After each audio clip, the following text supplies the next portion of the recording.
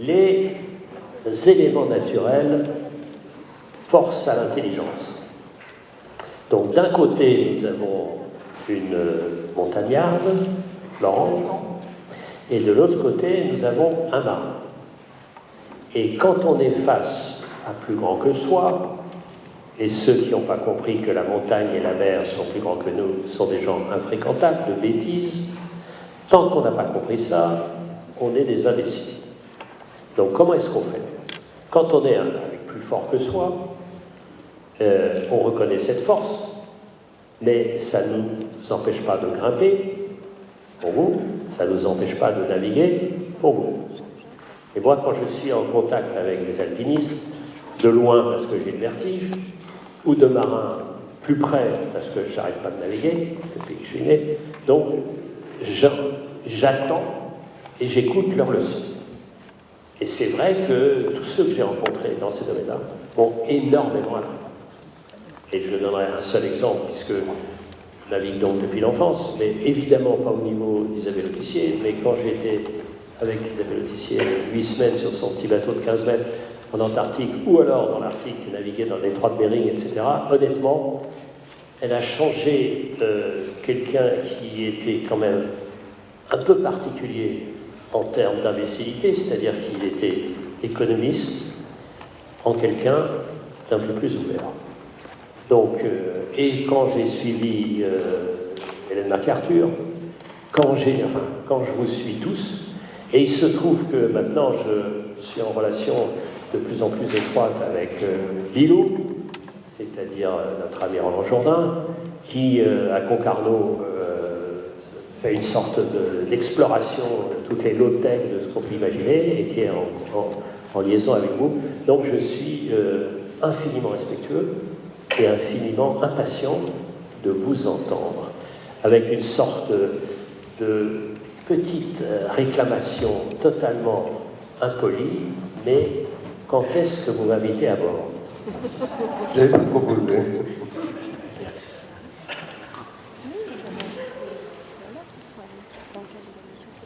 Ah, j'allais vous le proposer, je vous le propose officiellement devant tout le monde, ici, devant témoin, vous êtes le bienvenu à bord d'Energy Observer. Voilà, donc on part le 17 février, voilà, à destination de l'Asie. Voilà, donc on a 20 000 milles devant nous qui nous attendent.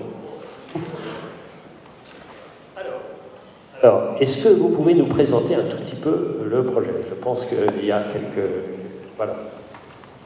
Oui, alors normalement, voilà, il y a des Regardez. images qui apparaissent. Donc Energy Observer, ouais, on va dire c'est le premier navire qui fonctionne grâce aux énergies renouvelables et à l'hydrogène. C'est-à-dire que c'est un bateau zéro émission de particules fines, zéro émission de carbone quand il navigue. Et l'idée de ce projet, on va dire que c'était un peu un rêve. Alors moi je suis plus un homme de lettres comme vous, mais c'était un rêve, on va dire. Quel explorateur moderne aujourd'hui ne rêve pas de pouvoir explorer le monde sans l'abîmer, puisque c'est vraiment, je pense, la nouvelle voie de l'exploration. Et on a voulu donc créer ce navire, voilà, qui serait capable de nous emmener autour du monde tout en respectant et en premier les océans. Voilà, ça c'était le plan de départ. Après il a fallu mettre un peu de jus de cervelle parce que effectivement aujourd'hui on parle beaucoup d'hydrogène, on parle beaucoup d'énergie renouvelable. En 2013, quand ce projet a vu le jour au moins en projet pur, c'était beaucoup moins évident. C'est Nicolas Hulot qui nous a à l'époque soufflé l'idée justement de l'hydrogène qui était très adapté à la mobilité. Donc on a travaillé donc avec le CEA pour intégrer justement ces nouvelles technologies à bord d'un navire déjà existant. C'est un ancien navire de 1983 qui appartenait à Mike Birch qui s'appelait Formule-Tag, lui à la légende de la voile moderne Sir Peter Blake qui a battu le trophée Jules Verne avec à l'époque il s'appelait Timenza New Zealand. Ce qui est très important sur l'impact environnemental, parce que c'est un bateau qui est entièrement reconditionné. Donc c'est un navire qui fonctionne grâce à 3 sources d'énergie renouvelables. Le soleil, qui est vraiment la source principale, avec donc des panneaux solaires, on a différentes technologies, notamment une technologie bifaciale qui nous permet de produire 30% d'énergie en plus pour le même espace. Donc ça, on se rend vraiment compte de cette efficacité. Et puis, alors c'est un bateau qui a beaucoup évolué, hein. Là vous voyez la dernière version du bateau à Saint-Pétersbourg, et dans l'océan Arctique. Mais avant ça, donc, ce bateau fonctionnait avec des éoliennes. Donc on a testé beaucoup de technologies différentes. Aujourd'hui, on a des ailes rigides, qui sont des ailes intelligentes voilà, qui se pilotent toutes seules, qui ressemblent plus à des ailes d'avion d'ailleurs qu'à des ailes de bateau. Et puis on produit grâce à l'hydrogénération également. Et on a un stockage donc hydrogène de tout ce surplus énergétique qu'on produit donc à bord d'Energy Observer à partir de l'eau de mer. Ce qui me frappe, c'est, et on le disait tout à l'heure, le mot qui est revenu dans la table ronde précédente, c'était les partenariats. Et alors les partenariats, ça peut être entre l'institution et les êtres humains et les collectivités locales, mais ça peut être aussi entre les sources d'énergie. Et alors je trouve ça très très beau, on est écrivains tous les deux, cette idée de partenariat des sources. Parce que c'est vraiment ça. Il y a le partenariat des sources, premièrement, et deuxièmement, il y a la question du stockage. Donc on a au fond un peu tout en même temps.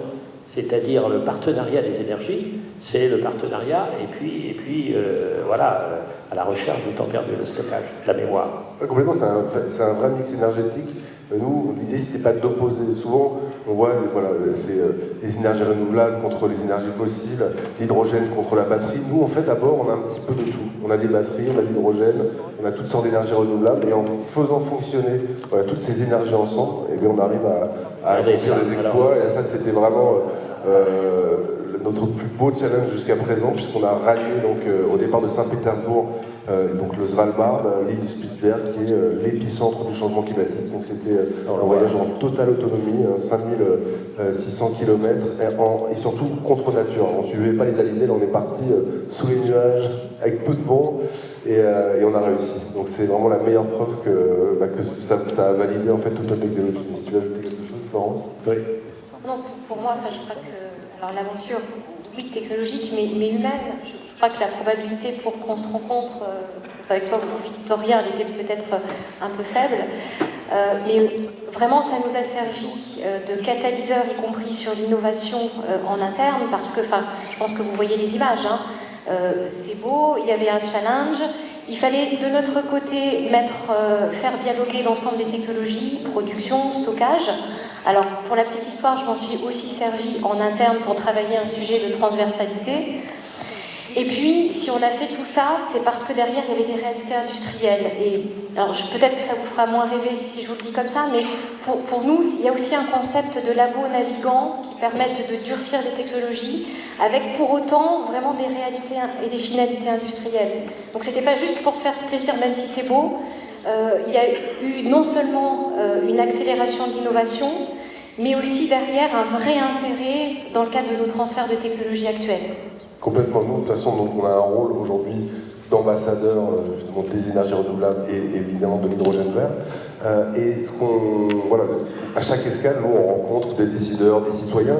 Et un bateau, ce qui est très intéressant, c'est que c'est un navire, donc c'est un formidable moyen de communiquer, parce que pour les gens, c'est très concret de voir un bateau qui avance comme ça sans émettre aucun carbone et aucune particule fine.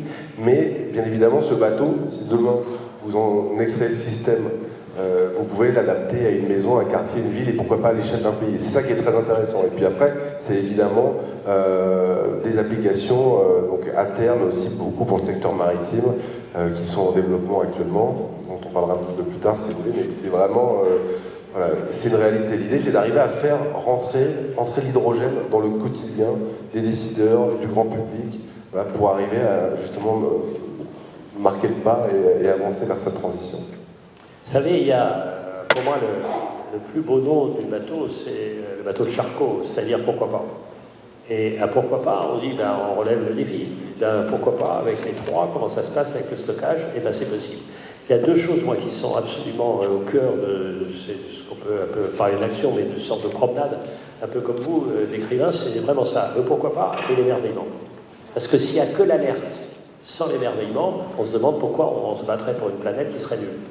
Or, plus on est émerveillé par cette planète et plus on la connaît, plus on a envie de la défendre, parce qu'on est ébloui. La première fois que j'ai passé le break et d'arriver là, c'était quand même, dans l'île de l'éléphant, c'était quand même tous les canaux, ce que vous avez au nord, au sud, et là, il y a plein d'endroits où j'ai été, je retrouvais le Svalbard, et aller jusqu'à l'île Blanche, à la fois émerveillé d'aller à 82 nord, mais absolument terrifié en se disant ce que ça veut dire. Donc en ce moment, plus on est émerveillé, plus en même temps on est terrifié. Donc cette alliance des deux. Et ce que moi j'adore, et enfin je respecte infiniment, c'est d'être tout ce qu'on peut être, et on voit avec les scientifiques, on voit avec les explorateurs, c'est d'être les chevaliers du possible. C'est vraiment ça, montrer que c'est possible. Et moi, cette alliance entre un labo et un bateau, c'est presque les deux mêmes mots d'ailleurs. Au fond, ils ont chacun, ils avancent. Ouais, et pour revenir justement au partenariat, nous, Energy Observer, c'était un projet qui a été très dur on va dire, à vendre, entre guillemets, au début. Beaucoup de gens nous ont rayonnés. On a été voir beaucoup de grandes entreprises voilà, françaises et internationales, et finalement, peu de gens y croyaient au départ. On a eu quelques partenaires visionnaires, comme le groupe Accor, comme Engie, comme Toyota, comme Delancy, Telem et Air Liquide également, qui ont vraiment cru tout de suite dans ce projet. Et ce qui est intéressant, c'est que si on regarde, on a un assureur, un constructeur automobile, un hôtelier et un énergéticien, et ce qu'on a compris, nous, à travers ces premières démarches, c'est que l'énergie intéressait tout le monde, et que Energy Observer pouvait avoir un impact pour chacune de ces entités. Et ça, c'était pour nous aussi un vrai symbole d'universalité, parce que aujourd'hui l'énergie, c'est vraiment, et je pense qu'on l'oublie de temps en temps, c'est ce qui dirige le monde. Moi je prends souvent cet exemple, parce que je pense qu'on s'est un peu coupé de la nature, et si vous regardez la lionne qui va chasser dans la savane, elle va toujours choisir la gazelle blessée, parce que ça lui permet d'économiser de l'énergie. La petite méduse qui vit à 1000 mètres de profondeur, si elle n'a pas de couleur, si elle est transparente, c'est parce que produire de l'énergie, voilà, c'est ça, la couleur, c'est de l'énergie. Et nous, on appuie sur un bouton et on croit que voilà, ça tombe du ciel, alors que c'est pas le cas. Et donc, ce qu'on essaye vraiment de faire aussi à bord d'Energy Observer, c'est justement, et j'entendais tout à l'heure en parler, voilà, c'est ces économies d'énergie, hein, tout le monde sait, voilà, c'est la meilleure énergie et celle qu'on ne consomme pas. Alors, l'avenir de ça, parce que j'en ai parlé, moi je suis copain avec Bertrand Piccard, le Solar Impulse, qui est aussi ce truc complètement fou quand même de faire le tour de la Terre avec uniquement l'énergie solaire. Et donc, après, comment est-ce que vous faites? Je dois dire qu'en tant que barrage, on a tous ces bateaux qui sont utilisés 3 jours par an, et donc on se demande, d'abord, après, ils quitteront quand même les pontons, et on va comment les recycler. Donc comment ça se passe? Comment vous voyez la suite? Alors pour Energy Observer, bon, la première chose déjà, ce que je disais, parce que là on aborde la question de l'impact environnemental d'un tel projet, on va dire il est assez difficile à quantifier. En tout cas, nous, en reconditionnant un bateau existant, déjà on a essayé de limiter notre impact à un maximum. Ensuite, si vous regardez les technologies embarquées, une pile à combustible se recycle à 95%. Complètement. Elle a, contrairement à un moteur diesel qui va nécessiter d'être segmenté ou une grosse révision toutes les 5000 heures, là on est à 25-30 000 heures sur la fuel cell, donc ça voilà, il n'y a pas photo. Et puis après, j'ai envie de vous parler donc il y a l'impact du bateau lui-même, mais quel impact positif il va avoir sur l'avenir. Et très clairement, nous aujourd'hui on développe donc on a un bureau d'études qui développe des technologies pour le secteur maritime avec CMA CGM. En tout cas, on travaille sur des solutions de piles à combustible, de bateaux hydrogène, de groupes électro-hydrogène également. Et ça permettra, en se développant, d'économiser aussi des milliers de tonnes de CO2. Et il y a aussi un facteur très important qui est de la création d'emplois autour de ces technologies-là. C'est vraiment un secteur qui bourgeonne et qui va être très clairement créateur d'emplois. Complètement. Enfin, pour moi, l'hydrogène va arriver très très vite dans le secteur maritime. Hein. Je suis toujours à bien regarder la complémentarité des technologies de stockage. La petite mobilité terrestre, et en Europe, on va quand même avoir assez longtemps des batteries. En revanche, assez vite, quand il va falloir électrifier, hybrider des plateformes importantes, notamment maritimes, c'est là où l'hydrogène va vraiment s'imposer. Et sur des fonctions step by step, alors c'est sûr que là, aujourd'hui, on va jusqu'à la propulsion, mais déjà, enfin, ne serait-ce que de permettre l'énergie à bord quand on est sur le port, hein, dans le cadre de moyens qui ne sont pas polluants, fonctionnant justement au travers de l'hydrogène, c'est aussi des solutions qui sont regardées. Donc pour moi, l'hydrogène est la solution sur cette application maritime. Clairement, tous les bateaux de croisière, les cargos polluent énormément lorsqu'ils sont à quai. À Venise, c'est un énorme problème. Notamment, on était à Venise avec Energy Observer nous, en 2017. Et c'est vrai que quand on voit tous ces bateaux passer, sur la Giudecca, ouais, c'est terrifiant. C'est Tout à terrifiant. fait, tout à fait. Alors, le projet après, maintenant, vous en êtes où là? Donc, vous continuez le tour du monde? Alors voilà, nous on a fait notre tour d'Europe, on a validé nos technologies en se rendant en Arctique donc cet été, l'été dernier. Et puis donc là on part le 17 février de Saint-Malo. Donc Nous partons. nous partons. Ah oui. Non, pardon, je ne vais pas oublier, mais partons. 17 février. Mais c'est vrai que dans Saint-Malo, pour vous, vous évoquez Charcot. Alors, Voilà. ça, On est très fiers d'en lancer des expéditions. Saint-Malo, j'ai pas de problème. J'ai quelques amis à Saint-Malo, ça c'est clair. Moi, je vous ai vu à l'époque à Douarnenez. À Douarnenez aussi. En dragon. Et ben, c'est des broches. Voilà, je me Dragon souviens amphibie, de l'avoir absolument. regardé. D'ailleurs, pardonnez-nous, mais on va parler un peu de voile. Je vais vous laisser. Donc, Je vais parler d'escalade avec quelqu'un. on part direction. Donc là, on a aujourd'hui plus de 20 000 km qui nous attendent. On traverse donc l'océan Atlantique et puis le Pacifique pour rejoindre le Japon.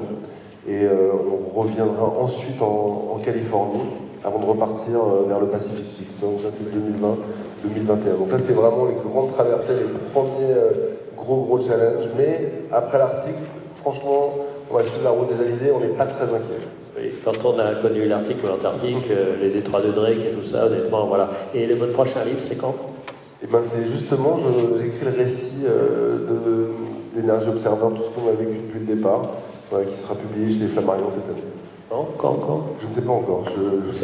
Je vais profiter de ma traversée pour le terminer, le peaufiner. Eh ben, j'espère, oui. Et de le rendre Quand même. juste en rentrant à Vous mon direz, si vous avez 15 000 milles, vous aurez le temps de corriger. Hein.